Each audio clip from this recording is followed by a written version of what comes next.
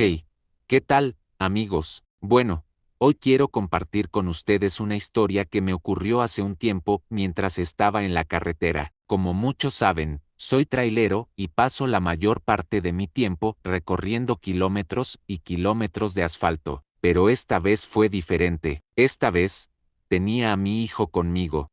Era una noche oscura como boca de lobo, con solo los faros de mi camión iluminando el camino por delante. Mi hijo estaba sentado a mi lado, jugando con sus juguetes y mirando por la ventana. Todo parecía normal, hasta que de repente, rompió el silencio con una voz temblorosa. «Papá, ¿puedes decirle a esa niña que deje de seguirnos?», dijo, señalando hacia atrás con un dedo tembloroso. Me quedé paralizado. ¿Qué niña estaba hablando mi hijo? Miré por el espejo retrovisor y solo y oscuridad detrás de nosotros. ¿Qué niña, hijo? No hay nadie más aquí, respondí, intentando sonar calmado. Pero mi hijo insistió. Juraba que había una niña parada detrás del camión, siguiéndonos desde hacía un rato. Traté de tranquilizarlo diciéndole que solo estaba imaginando cosas, pero él seguía mirando hacia atrás, con miedo en sus ojos. Continuamos nuestro viaje, pero la sensación de inquietud no desapareció. Cada vez que miraba por el espejo retrovisor, sentía como si algo o alguien estuviera acechándonos en la oscuridad. El tiempo parecía pasar lentamente mientras seguíamos adelante. Mis manos estaban sudorosas en el volante, y mi corazón latía con fuerza en mi pecho. La carretera se extendía ante nosotros como una cinta negra que se perdía en la noche. El sonido del motor del camión era lo único que rompía el silencio, un ronroneo constante que se había convertido en una especie de compañía durante mis largas horas de conducción. Pero esa noche, el sonido parecía más un murmullo de advertencia que una presencia reconfortante. Mi hijo, con sus pequeños dedos aún apuntando hacia la oscuridad, se acurrucó más cerca de mí. «Papá, ella está ahí», susurró con una convicción que me heló la sangre. «Ella nos mira». Intenté concentrarme en la carretera, pero la preocupación por mi hijo me distraía. Decidí que era mejor detenernos en la próxima área de descanso para calmar sus nervios y los míos. A medida que nos acercábamos, las luces parpadeantes del letrero de descanso parecían guiarnos hacia un refugio seguro. Al llegar, estacioné el camión y encendí las luces interiores, creando un pequeño oasis de luz en medio de la oscuridad. Miré a mi hijo. Sus ojos grandes reflejaban la preocupación que sentía. «Vamos a tomar un descanso», le dije, tratando de sonar seguro de lo que realmente estaba. «¿Quieres algo de comer?». Asintió, y juntos caminamos hacia la pequeña tienda de la estación de servicio. El lugar estaba vacío, excepto por el empleado detrás del mostrador, que nos saludó con una sonrisa cansada. Mientras mi hijo elegía una merienda, no pude evitar mirar a través de las ventanas hacia nuestro camión, esperando ver algo que justificara la inquietud de mi hijo. Después de unos minutos, regresamos al camión con algunas golosinas y bebidas. Mi hijo parecía más tranquilo ahora, distraído por la selección de dulces que habíamos comprado, pero justo cuando estábamos a punto de reanudar nuestro viaje, él se detuvo y miró hacia la ventana del lado del pasajero. «Papá, ella está allí», dijo, señalando hacia una figura que se reflejaba en el vidrio.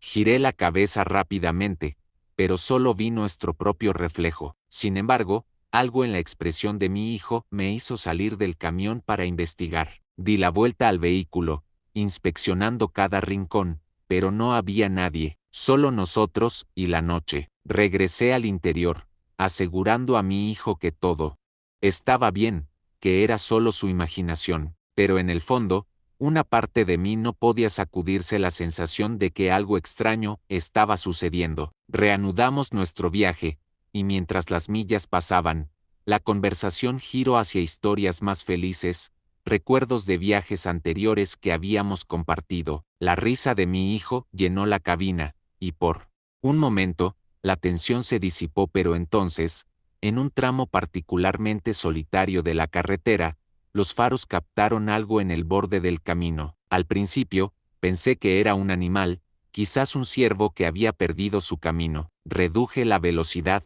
entrecerrando los ojos para ver. Mejor fue entonces cuando lo vi, una figura pequeña, una niña, de pie al lado de la carretera. Su vestido blanco se destacaba contra la oscuridad, y su cabello largo y oscuro ondeaba ligeramente con la brisa. Mi corazón se detuvo. No podía ser real. Era exactamente como mi hijo había descrito.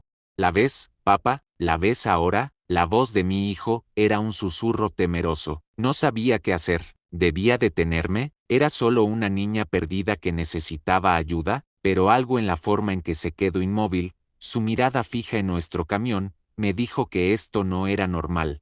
Aceleré, decidido a dejar atrás la figura fantasmal. Miré por el espejo retrovisor, esperando no ver nada, pero allí estaba ella, corriendo detrás de nosotros con una velocidad que no parecía humana.